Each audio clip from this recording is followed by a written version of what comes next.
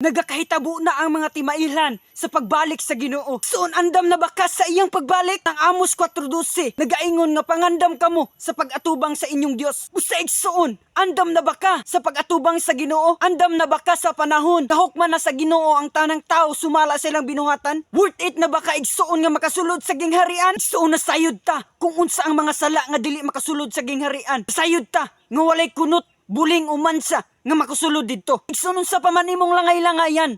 Unsa pa man imong gikaywilihan nining kalibutana. Igsuon daghan kay mga tawo ang moadtog imperno. Daghan kay mga tawo ang maimperno igsuon og ayaw itugot nga usasab ka nga maimperno. Igsuon tinguha nga matuman nimo ang kabubuton sa Ginoo. Kay maulang na ang atong bugtong paglaom nga makasulod ta sa gingarian sa Dios. Kay ang Mateo 7:21 nagaingon nga dili ang tanan nga nagatawag kanako Ginoo Ginoo makasulod sa gingarian, kundili kadto lamang nagatuman sa kabubuton sa akong amahan nga tuwa sa langit. Sa igsuon tumana ang kabubuton sa Ginoo ug ayaw na pagpadayon sa pagpakasala. Kay nasayod ta nga kung magpadayon ta sa pagpakasala, imperno lang gyud ang atong padulngan. Kalaglagan igsuon pagdili ta magtinud-anay sa pagpangalagad sa Ginoo. Ay tabo na ang tanan nga mga ilhanan sa iyang pagbalik sa igsuon. Are you ready now? Ready na ba ka sa pagbalik sa tong buhi nga Dios?